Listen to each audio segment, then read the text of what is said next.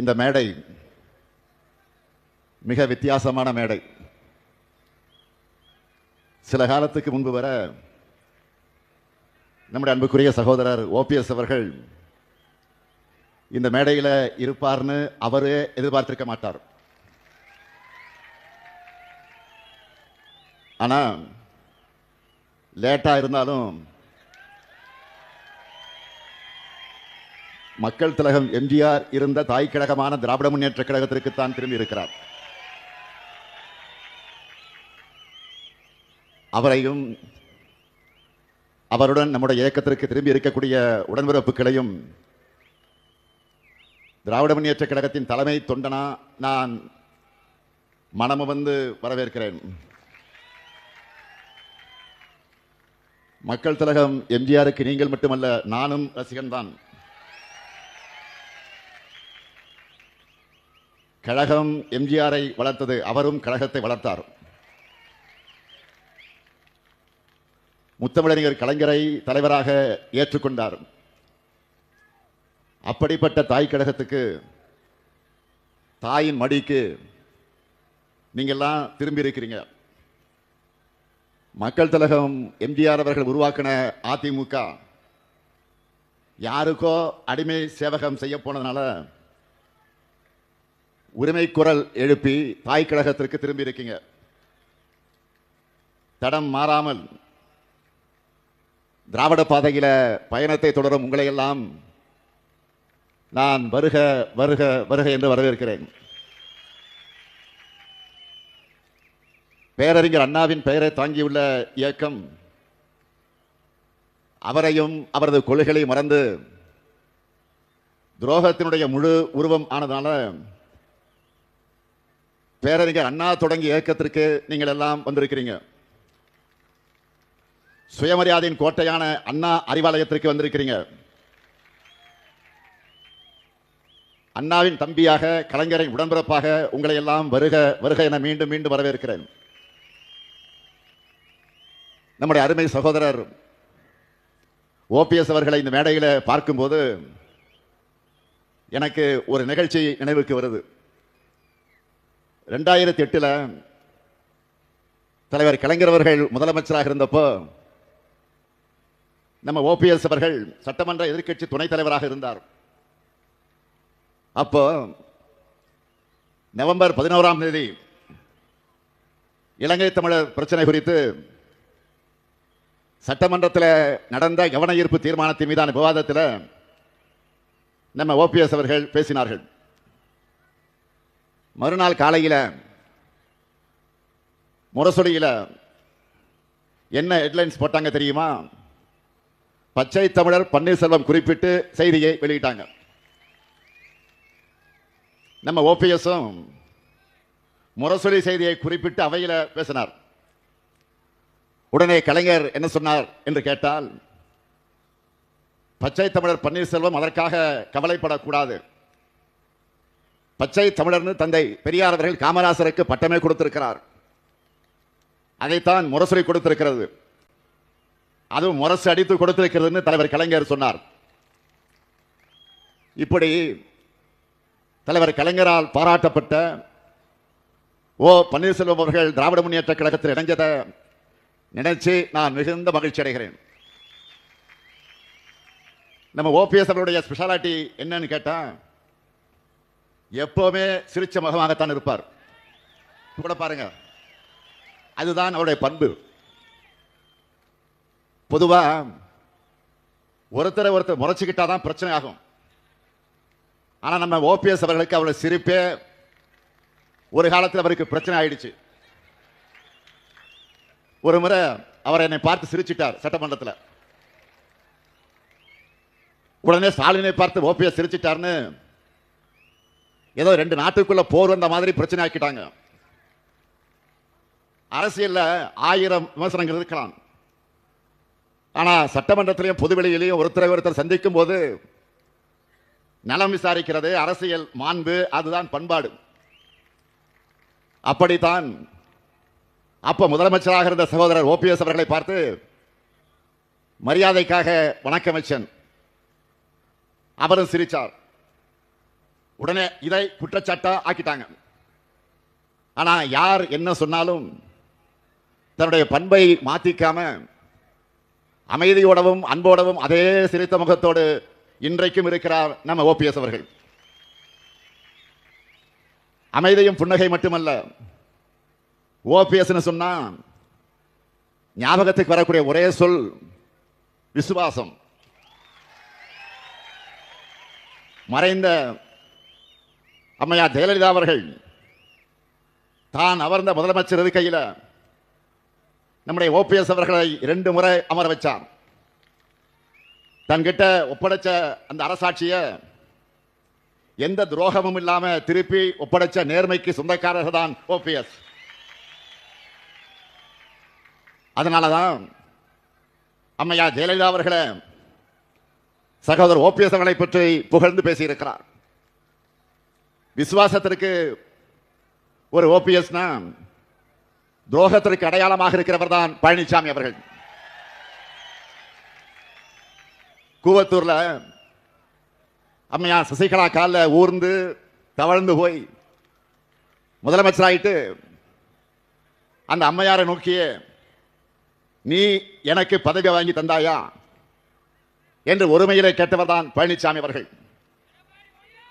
அவர் இன்னும் என்னவெல்லாம் சொல்லியிருப்பார் என்று நம்முடைய சகோதரர் ஓபிஎஸ் அவர்களுக்கு நன்றாக தெரியும். பழனிசாமி அவர்களை பொறுத்த வரைக்கும் தன்னை காப்பாற்றிக் கொள்ள எது வேண்டுமானாலும் செய்வார்.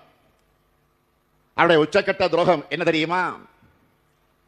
தன்னை காப்பாற்றிக்க மக்கள் திலக எம்ஜிஆர் உருவாக்கிய அம்மையார் ஜெயலலிதா அவர்களால் வளர்க்கப்பட்டிருக்கக்கூடிய இயக்கத்தையே இன்னைக்கு அடமானம் வச்சிருக்கிறார் பழனிசாமி. பழனிசாமி என்ன நினைக்கிறார்னா, பாஜக தனக்கு நல்லது செய்யணும்னு நினைக்கிறார். உண்மையிலேயே பாஜக யாருக்கும் நல்லது செய்யாது.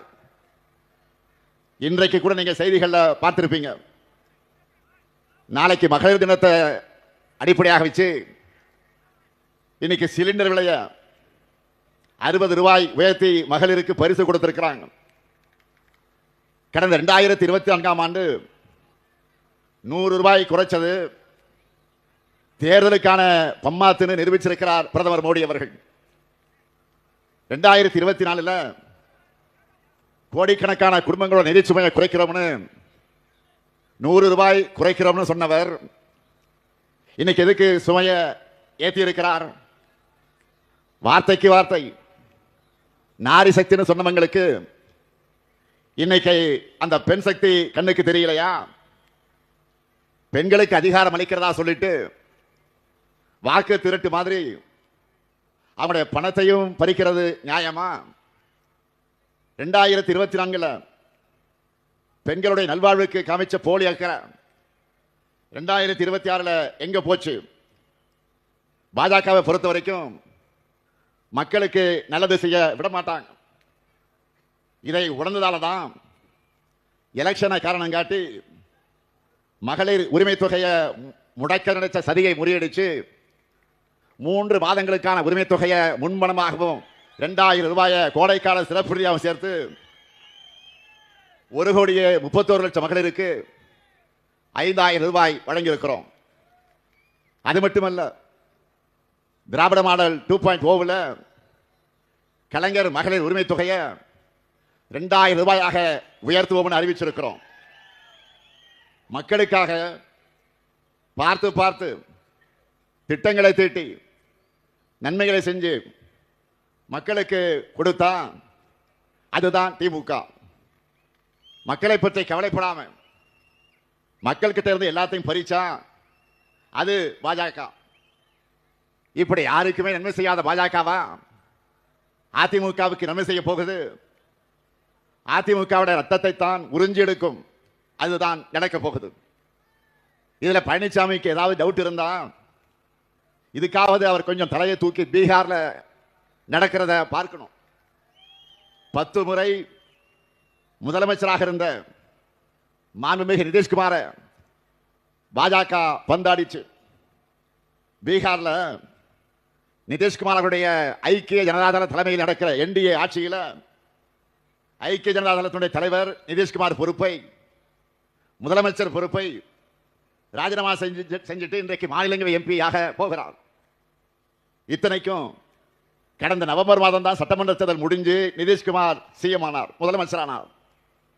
அதுக்குள்ள அவர் பதவி விலகுகிறார் என்ற செய்தி அதிர்ச்சியாக இருக்கிறது.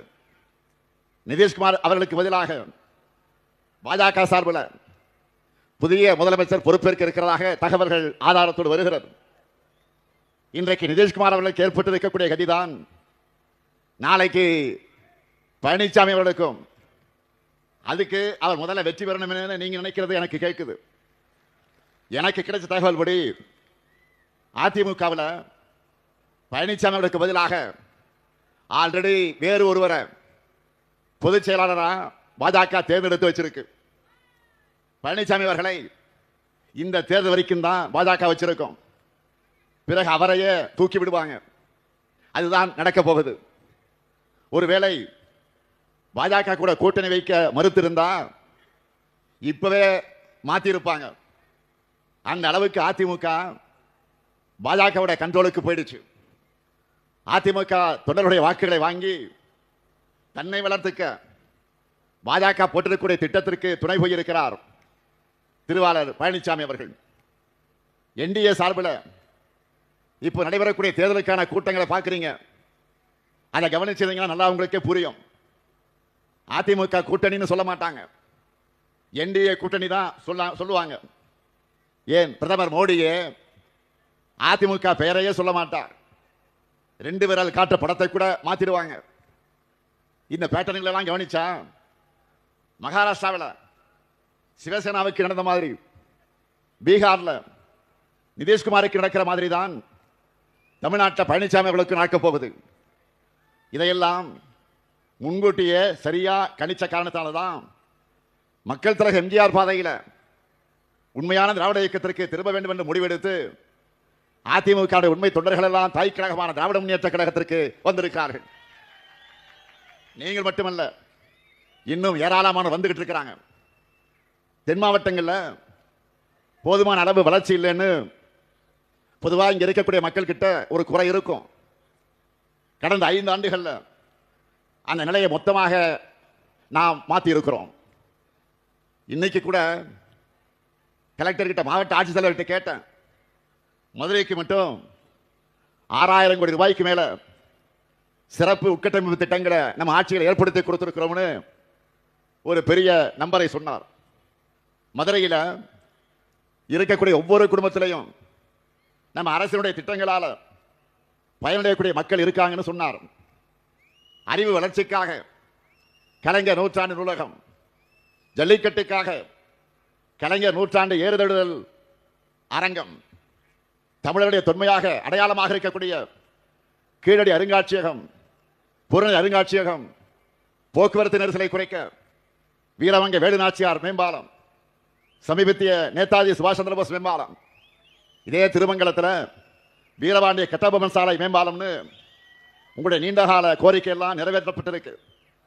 அது மட்டும் இல்லாமல் கோயில் நகரமாக இருக்கக்கூடிய மதுரை ஐடி செக்டாரிலையும் வளர்ச்சியை காண்பதற்காக தென் மாவட்ட இளைஞர்களுடைய வேலைவாய்ப்புக்காக மாட்டுத்தவணையில் டைடல் பார்க், மிகப்பெரிய டைடல் பார்க் சுமார் 300 கோடி ரூபாய் செலவில் கட்டப்பட்டு விரைவில் திறக்கப்படவிருக்கிறது. போன மாதம் கூட நான் மதுரைக்கு வந்தேன். 11 லட்சம் மக்கள் பயனடையக்கூடிய கூட்டுக்குடி திட்டத்தை தொடங்கி வச்சேன். எல்காட் நிறுவன கட்டடம், வண்டியூர் புதுப்பிக்கப்பட்ட பூங்கா என பல திட்டங்களை திறந்து வச்சிருக்கிறோம். மதுரையில் கடந்த டிசம்பர் மாதத்தில் முதலீட்டாளர் மாநாடு நடத்தி 36,660 கோடி ரூபாய்க்கு முதலீடுகளை உறுதி செஞ்சிருக்கிறோம். நெல்லையில் டாடா சோலார் நிறுவனத்தை திறந்து வச்சிருக்கிறேன். முத்து நகரான தூத்துக்குடியில் நியூ டைடல் பூங்காவையும் திறந்து வச்சிருக்கிறேன். பெருமையோடு சொல்றேன், இப்படி இன்னும் நிறைய பணிகளை தென் மாவட்டங்களை ஒட்டுமொத்த வளர்ச்சிக்காக செஞ்சிருக்கிறோம். அவ்வளவு பெரிய லிஸ்ட் என்னிடத்தில் இருக்கு. அடுத்து நாம தான் இன்னும் செய்ய போறோம். கடந்த வாரம் பிரதமர் மோடி அவர்கள் மதுரை வந்தார். அவரால் இது போல ஏதாவது சொல்ல முடிஞ்சதா? 5 ஆண்டு கால நாம இத்தனை பெரிய திட்டங்களை முடிச்சிருக்கிறோம். அறிவிச்சு 10 ஆண்டுகளாகியும் பாஜக அரசு இதுவரை எய்ம்ஸ் மருத்துவக் கல்லூரியை கட்டி முடிக்கல. இதுதான் நமக்கு அவங்களுக்கு இருக்கக்கூடிய மிகப்பெரிய வித்தியாசம். இதுதான் திராவிட மாடலுக்கும் அவங்களோட டப்பாயி மாடலுக்கு இருக்கக்கூடிய வித்தியாசம். எய்ம்ஸ் கட்ட தாமதம் மட்டுமல்ல, இதே மதுரையில் மெட்ரோ ரயிலும் வரவிடாம தடுக்கிற ஆட்சியா ஒன்றிய பாஜக அரசு இருக்கு. இப்படி எந்த சாதனையும் செய்யாம இருக்கிற காரணத்தால தான் திமுக கூட்டணியில் ஏதாவது குழப்பம் ஏற்படாதா, அதுல குளிர்காயலாமான இவங்க ஏங்கிக்கிட்டு இருந்தாங்க. நம்முடைய கொள்கை கூட்டணி அதற்கு இடம் கொடுக்காம தொடர்ந்து 4வது பொதுத் தேர்தலை சந்திக்க தயாராகிடுச்சு. அதனால தான் நான் அறிவாலயத்திலிருந்து காங்கிரஸ் கட்சியுடைய கூட்டணி பேச்சுவார்த்தை முடிஞ்சு காரில் ஏறுகிற போது அறிவாலயத்தை வெளியில் நின்று கொண்டிருக்கக்கூடிய பத்திரிகை நிருபர்கள் என்னை பார்த்து என்னாச்சு என்று கேட்டப்போ நான் வேண்டுமென்றோ திட்டமிட்டு சொல்லலை, கையை இப்படி காண்பித்து முடிஞ்சு போச்சுன்னு சொன்னேன். அவ்வளவுதான். அது வைரலாச்சு. இது கொள்கை கூட்டணி மட்டுமல்ல, மக்கள் மீண்டும் மீண்டும் நம்பிக்கையோடு தேர்ந்தெடுக்கக்கூடிய வெற்றி கூட்டணி. தமிழ்நாட்டில் மதக்கலவரமும் மக்களுடைய மோதலும் நடக்காத பாதுகாத்து வளர்ச்சியில மட்டுமே போக்கஸ் பண்ற மதச்சார்பற்ற முற்போக்கு கூட்டணி. அதை உணர்ந்துதான் தமிழ்நாட்டின் வளர்ச்சியில் அக்கறை கொண்ட பலரும் தொடர்ந்து நம்முடைய கூட்டணியில் இணைஞ்சு 2021 தேர்தலின் போது இருந்ததை விட நாம கூடுதலா இப்ப பலம் பெற்றிருக்கிறோம். சாதனைகள், கொள்கை உறுதி, கூட்டணி வலிமைன்னு 3லும் சென்டம் ஸ்கோர் பண்ணியிருக்கிறோம். அதனாலதான் வெல்வோம் 200 என்று என்னால் தைரியமாக சொல்ல முடியுது. நான் உறுதியாக சொல்றேன், வர சட்டமன்ற தேர்தலில் திமுக தலைமையிலான மதச்சார்பற்ற முற்போக்கு கூட்டணி 200க்கு அதிகமான தொகுதிகள் வென்று மீண்டும் நாம் ஆட்சி அமைப்போம். இன்னும் சொன்னா திமுக தான் வெற்றி பெறப் போகுதுன்னு பாஜகவே நினைக்குது. அதனாலதான் நம்முடைய பிரச்சார பீரங்கியாக இருந்த ஆளுநர் திரு ரவி அவர்களை திடீர்னு மாத்திட்டாங்க. ஸ்டாலினுக்கு மறுபடியும் பதவி பிரமாணம் செஞ்சு வைக்கணும் விரக்தியில் அவர் கிளம்பிட்டார். ஒன்றிய பாஜக அரசை கேட்கிறேன், எலெக்ஷன் முடிகிற வரைக்கும் ஆளுநர் ரவியை மாத்தாதீங்கன்னு நான் எத்தனை வாட்டி கோரிக்கை வச்சிருக்கிறேன். மாண்புமிகு பிரதமருக்கு, உள்துறை அமைச்சருக்கு எத்தனை முறை கோரிக்கை வச்சிருக்கிறேன். இதுல கூட எங்க கோரிக்கை நிறைவேற்றி தர மாட்டீங்களா? இருந்தாலும் ஆளுநர் ரவி அவர்களை மாத்தினாலும் நம்முடைய வெற்றியை இன்றைக்கு உறுதி செஞ்சிருக்கிறாங்க. இப்படிப்பட்ட அரசியல் சூழல் தான் கழகத்தை நோக்கி இன்றைக்கு எல்லோரும் வந்திருக்கிறீங்க. 10 தோல்வி பழனிசாமி கட்சியிலிருந்து வெல்லும் திமுகவுக்கு வந்திருக்கிறீங்க. உங்களுக்கு ஏராளமான தேர்தல் வேலைகளை காத்திருக்கு. நம்ம கூட்டணியுடைய வெற்றிக்காக கடுமையாக உழையுங்கள். 200 தொகுதிக்கு மேல நாம வெற்றி பெறணும். உங்க உழைப்புக்கு நிச்சயம் அங்கீகாரம் கிடைக்கும். அண்ணன் ஓபிஎஸ் அவர்களோடு இணைந்துள்ள அனைவரையும் நான் மீண்டும் மீண்டும் தலைமை கழகத்தின் சார்பில், ஏன் நம்முடைய நெஞ்சில் குடியிருக்கக்கூடிய தலைவர் கலைஞர் அவர்களின் சார்பில் மனதார வருக வருக வருக என வரவேற்று வெல்வோம் ஒன்றாக விடைபெறுகிறேன். நன்றி, வணக்கம்.